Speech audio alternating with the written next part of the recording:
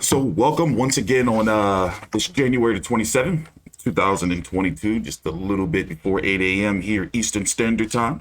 I'm T-Street Controversy with FV360 along with my Australian colleague, Big J, and we're going to talk some Australian boxing for a half an hour. So let me talk about first the fights that me personally I'm looking forward to. A fighter by the name of Isaac Hartman versus pretty boy Mick Zarafa. You may know him from 2 fights with Jeff Hearn in the States. He was sparked out by Peter Quillen. He had that very good fight with Kell Brook, where a lot of people felt, maybe he should have got the draw or even won that fight. But, I would have to go back to replay that. Tim Tszyu, WBO 154-pound contender, is supposed to be returning sometime soon. The big news on that is going to be whether it's going to be in the States. Who is it going to be against? Terrell Goucher, fingers crossed, Bakram Murtazaliev, maybe a Tony Harrison.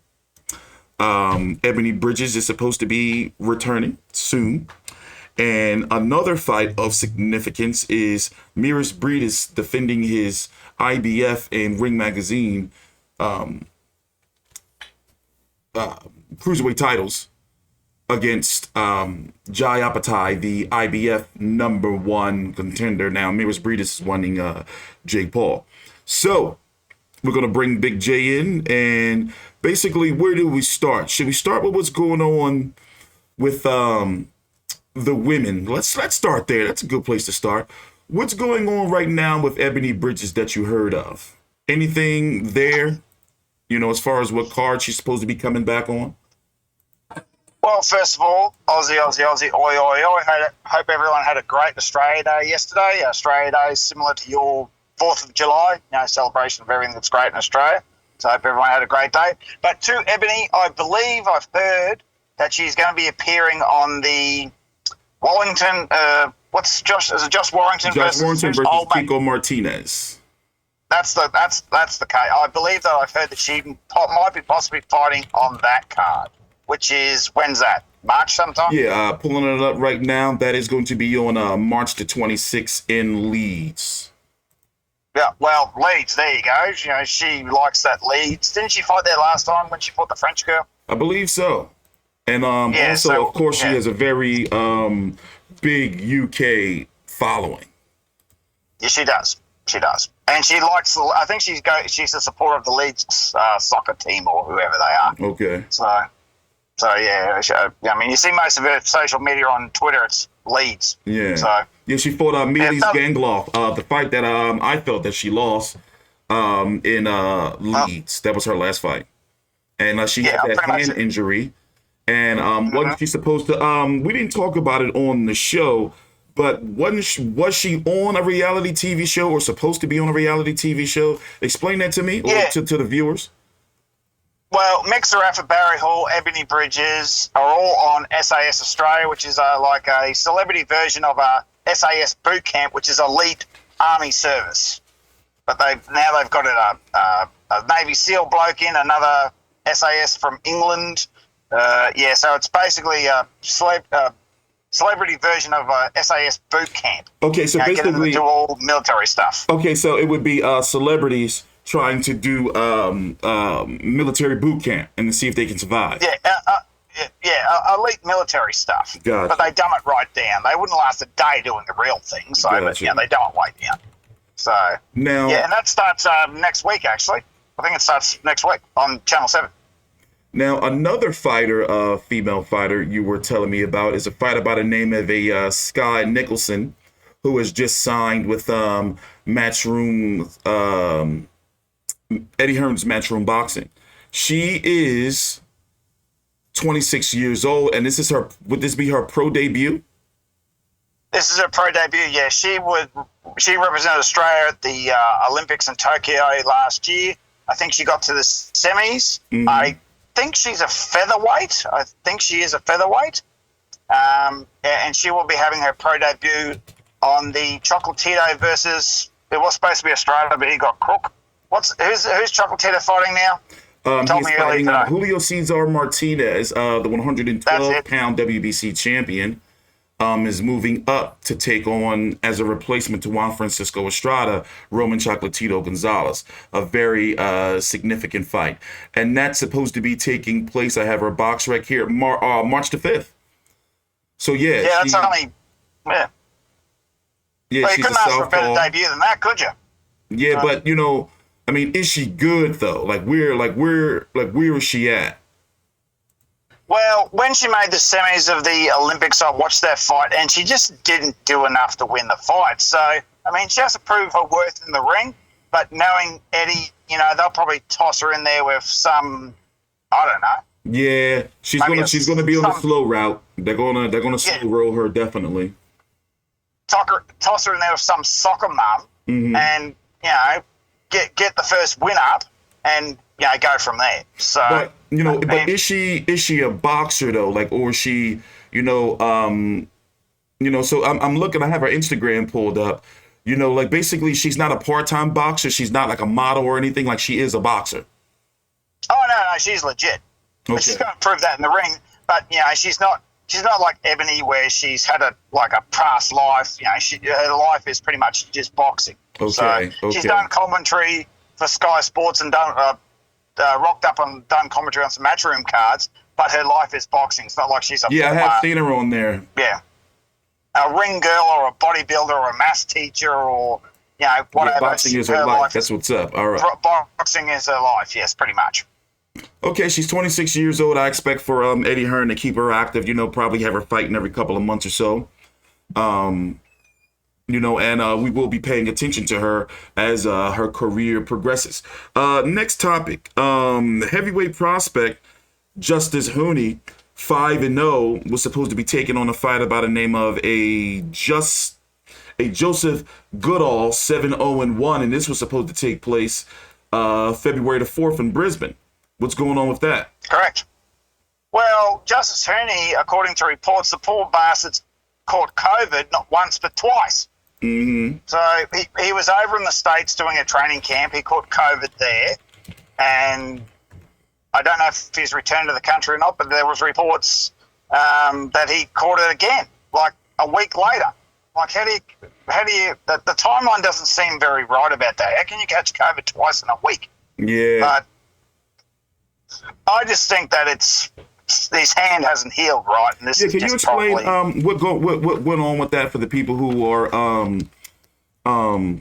not familiar with Justis Huni, because he had a lot of momentum going before the He did. Olympics. So can you explain briefly like what happened and like why he's where he is right now? He's 5-0 with 4 KOs, 22 years old, listed at 6'4", walks into the ring at about 235, 240 pounds. Okay, so Justis Huni was a Olympic prospect, and our best Olympic prospect, probably the best Olympic prospect we've ever had. Now, he turned pro in 2000 and, what was it, 20 or 19? 20, Anyway, he had a pro fight. October 2020. I have the box rec pulled up. Okay, October 2020, beat Django Baloo, became the Australian heavyweight champion in his debut. Had a couple of nothing defences, a couple of easy defences. Then was going to go off to the Olympics. Then he fought Christian Tszyu in April of last year, was it? May of last year? May of last year. May of last year. 2020. Christian Tszyu, right? Fought Christian Tszyu, and then fought Paul Gallen like a month or 6 weeks after, 3 or 4 weeks after that. Then was planning to go to the Olympics another month after that. But what he did is that he hurt his hand in training before the Tszyu fight. Did the Tszyu fight, which lasted 10 rounds, didn't have any dramas. Then re-injured his hand during the Gallen fight, which was a full another 10 rounds. So he fought an entire fight with 2 fucked hands. Had to pull out of the Olympics to have surgery on his hands. He's got a boxer's knuckle on his right hand and something wrong with his left. So he completely and utterly fucked his Olympic dream since he was dreaming since he was 7, because someone told him it'd be a good idea to have not 1 but 2 fights a month before the Olympics. And I remember we were talking about that, and it just, bad As move. I said, I mean, And now that's and from your understanding, like he was really, looked at as going in and possibly getting at least a bronze medal, right? Oh, they were talking gold. They were talking gold, yeah. They were talking gold. I mean, when it came to the Olympic boxing team, no one knew anyone else's name. Everyone just was talking about Justis. Mm-hmm. That was it. You didn't know anyone else's name. I mean, Scott Nicholson got brought up. Harry Garside, who won the bronze in the lightweight division, got a mention. But before that, it was just all Justis. And then he had those 2 fights, buggered his hands, had surgery. Now he's been out of the ring since, and now unfortunately he's got COVID not once but apparently twice. So yeah, bad I don't move. know when. I don't know. Well, COVID, nothing to do about that. That's just plain bad luck. But I don't know when or if we'll see this bloke in the ring again, because I think he's got some asthmatic problems as well, if I remember correctly. I could be wrong about that, and I apologise if I am. But I think I remember saying he's had a bit of asthma problems, and that's the one thing you don't want is COVID. Yeah. So I am wondering not when this bloke returns, but if this bloke returns. So I hope think that's serious? Well, the hand thing, I do believe, my personal opinion that something is fishy going on there with the hand situation. Damn right. And especially since, I broke my hand just about a year ago and I'm still having issues, and he's a fighter. So he had 2 fights, or at least one that, let me go pull this up again one more time to, give my little take on this. He fought in May of 2021. Then 3 weeks after that, in a high-profile fight against Paul Gallen that was on pay-per-view, even though he got the win, he hurt his hand or aggravated it again, knocked him out of the Olympics, where a lot of people were talking, or, media alike, and, basically he was going in as, a good favorite to possibly win the gold. And now, he's out again, what's being said to be COVID. To me, it's looking like maybe some lingering hand issues. But the asthma thing, since I do have asthma myself, and, I can say that any type of respiratory issues will, and with COVID, from my understanding, attacks, it definitely will cause you some issues, because my voice and my breathing hasn't been right since.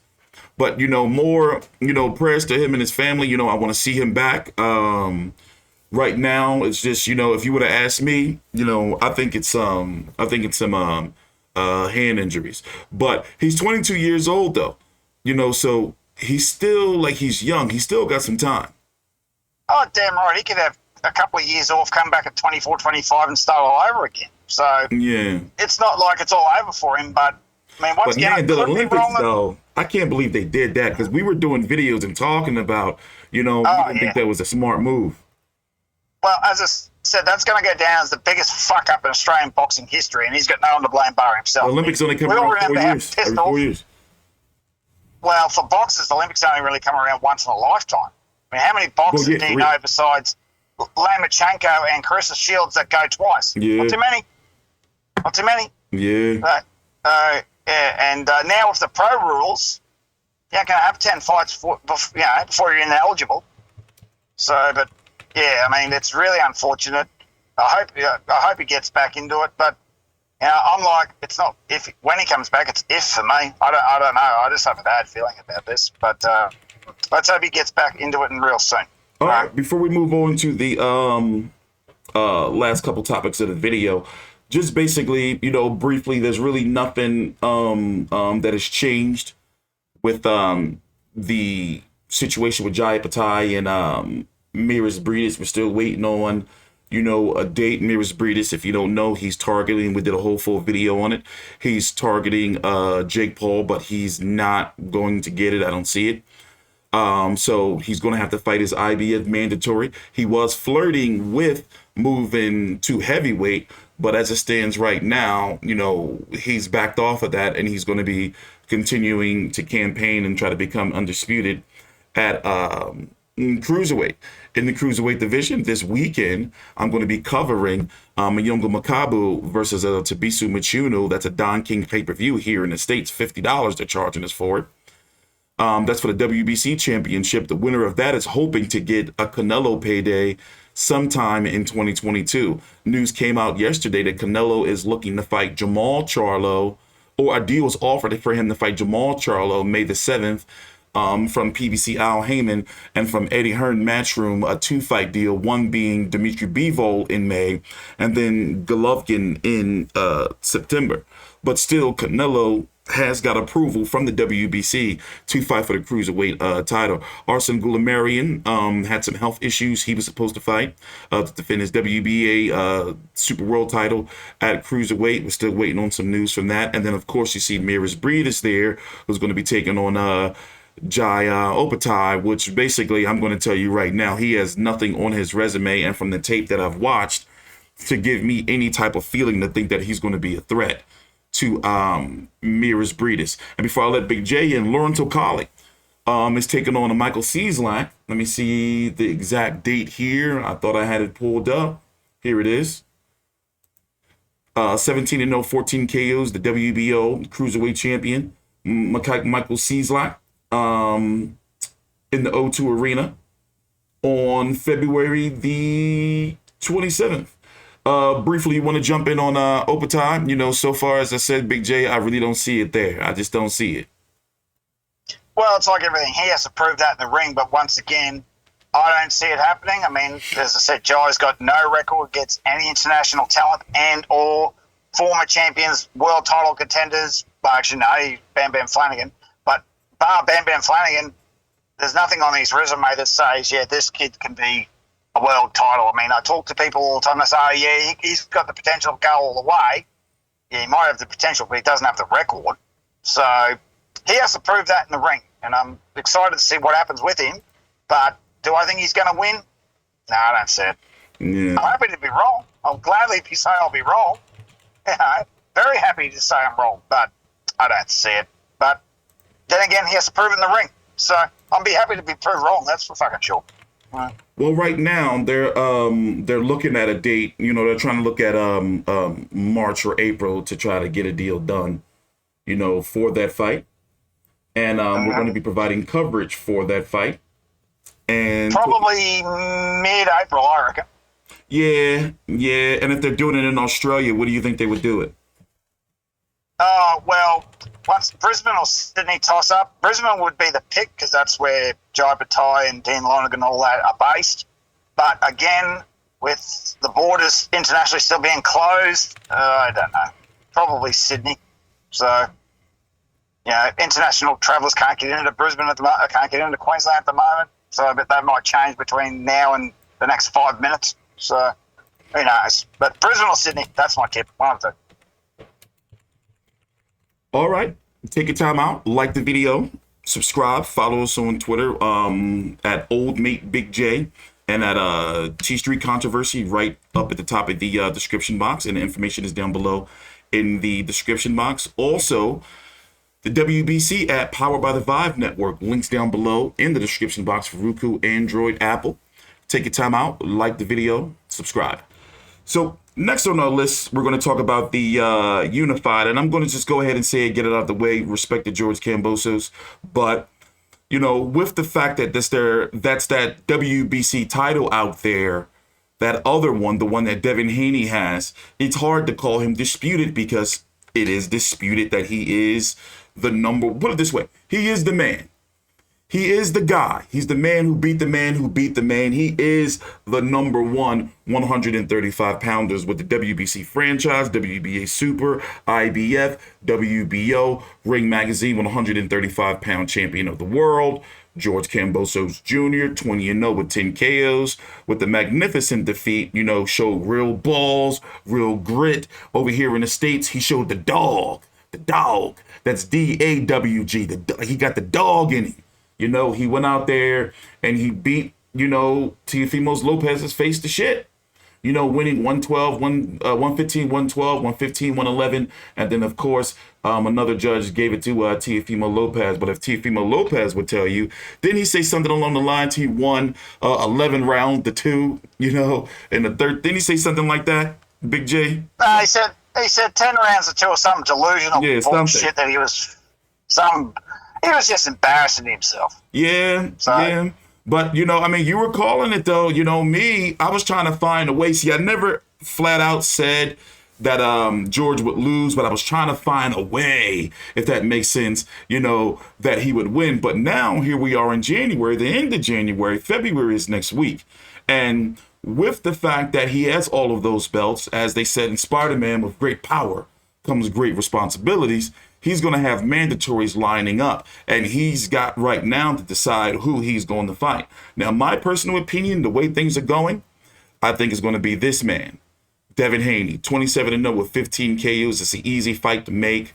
Devin Haney hasn't looked really spectacular in fights where he was supposed to look spectacular against Alfredo Santiago, Yorikis Gamboa, Jorge Linares, Jojo Diaz. These were supposed to be fights where he was supposed to shine, especially the Gamboa and Linares fight, and he just didn't, do it. By the way, Linares and Zaire Abdulayev, both Devin Haney opponents, are fighting very soon over in Russia, by the way. Another option for George Kambosos is top-ranked fighter, phenom, the Matrix, Vasil Lomachenko, 16-2 with 11 KOs. He lost cleanly to Teofimo Lopez. He lost cleanly to Orlando Salido, even though Orlando Salido pretty much castrated him. And I think it's safe to say that it's not going to be Tank Davis, 26-0 with 24 KOs, because he just was ordered to face Rolly Romero at 14-0 with 12 KOs, after Rolly Romero had pretty much just had his name cleared somewhat in the scandal that he was involved in. And also, me personally, with the way PBC and Mayweather Promotions roll, I kind of figured, especially with the buildup of Tank Davis versus Isaac Cruz, who Tank Davis went on to defeat in 12 rounds, that they were going to revisit the Rolly Romero fight. So basically, Tank Davis is out. So it's going to be either down to Devin Haney or Lomachenko. Me personally, we're going to listen to Big J, hear what he has to say. But I think it's going to be Devin Haney. And also, if it is Devin Haney, it'll be a full-fledged, clear, undisputed champion. It will clear up all that drama right there within the division. Your thoughts? Who would you rather see, Lomachenko or Devin Haney? And how does both fights go? Oh, definitely Devin Haney. Definitely Devin Haney. Both fights go the same. George wins. You think George beats Lomachenko? Say it on the record. Oh, fuck yeah. George will just gut punch the shit out of him. So all George needs to do, remember, I watched a commentator, I can't remember who the bloke's name was, some bloke on YouTube, says that a very good point. Lomachenko has problems fighting off the back foot. If you rush him, he'll run. That's exactly what Tszyu did to him. Tszyu rushed him from the first round, punched the shit out of his guts, and then Lomachenko spent 6 rounds backpedaling, avoiding his punches. So Lomachenko really ain't that hard to beat. Just rush him, punch the shit out of his guts, he's gone.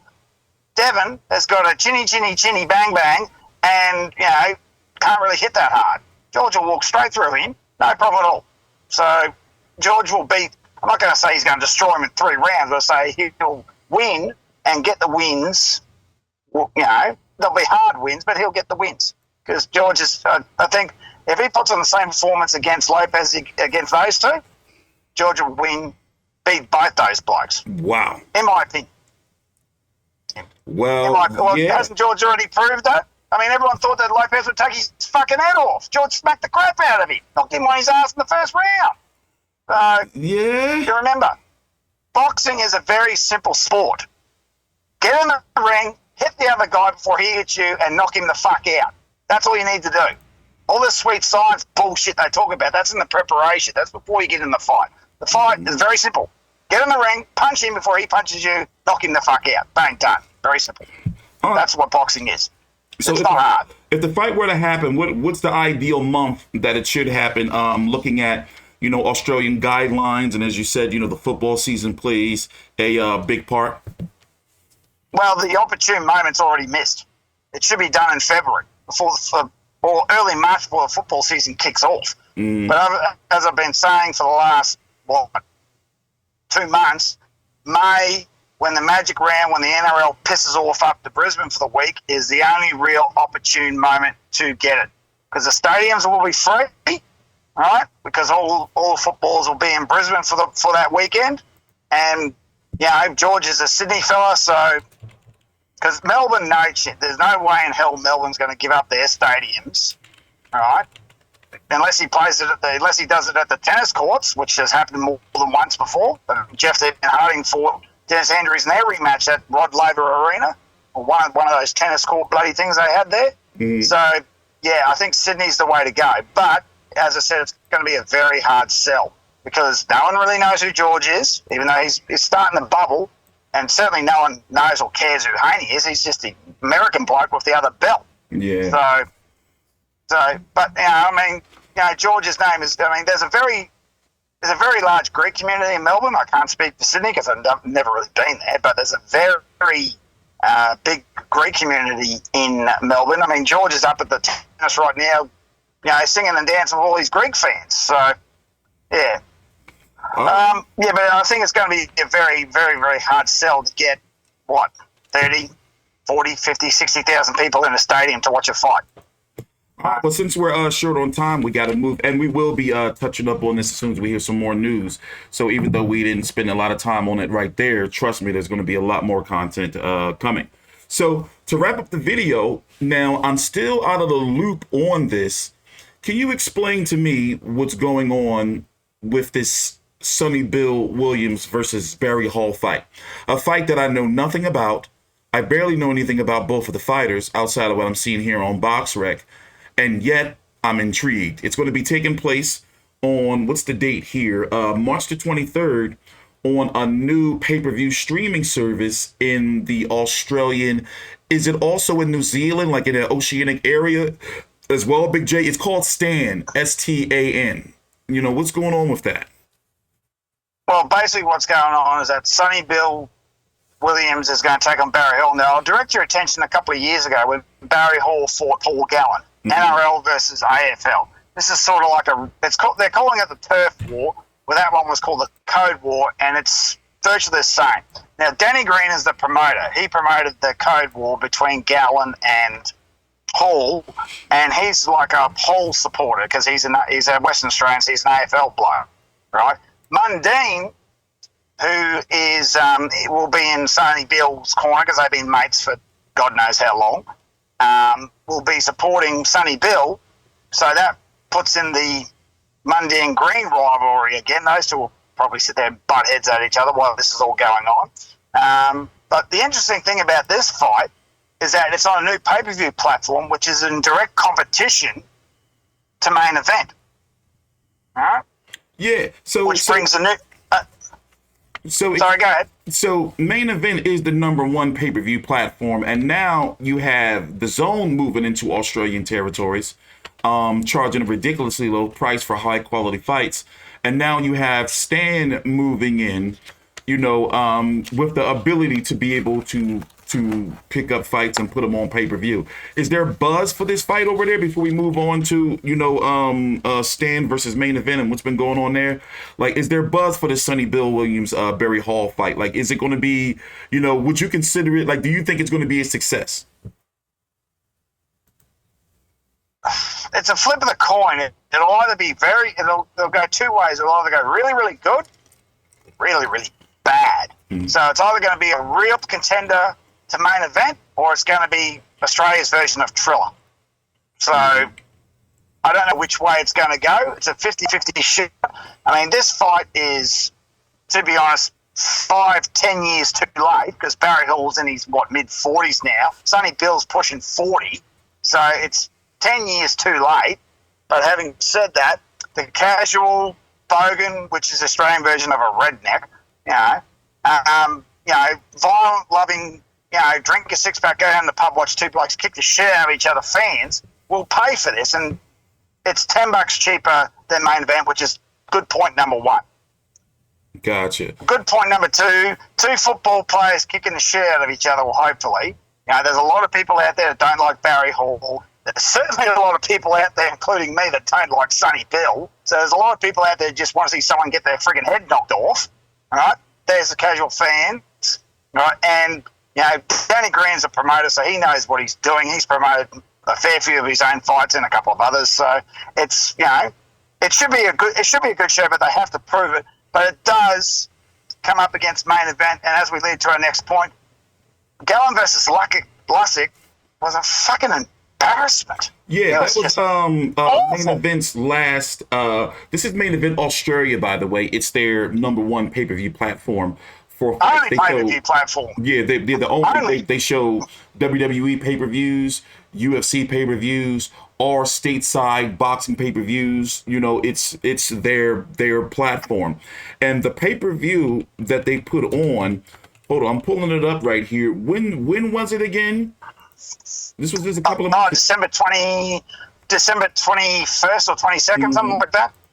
So Couple they days before charged Christmas. $60 for, and I have it pulled up on the screen here, a card headlined by Paul Gallen versus a Darcy Lusick, who was 1-0. It was a 3-round fight, and let me tell you, I watched it. It was a shit show. So what's going on over there where they're able to put on like a pay-per-view? Like, what happened? Well, I think it was just a complete shit show. They didn't was give a discount or anything. Well, the fact is that the biggest draw in Australian boxing, whether people like it or not, is Paul Gallen. Mm-hmm. Simple as that. Ever since Mundine switched over 20 years ago, or 22 years ago now, the #1 draw in boxing has been an ex-football player. And that trend has continued right up until now.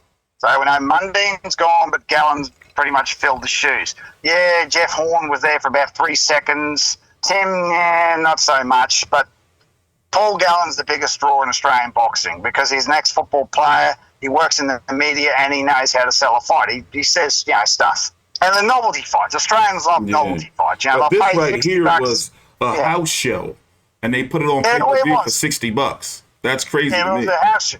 It was basically a football show where all football players are sitting there trying to beat the shit out of each other, and it was fucking abysmal. Yeah. It was just horrible. I mean, there was one fight there that was ruled a no contest because one bloke virtually body slammed the other. Did Harry Garside fight on that card? He did, didn't he?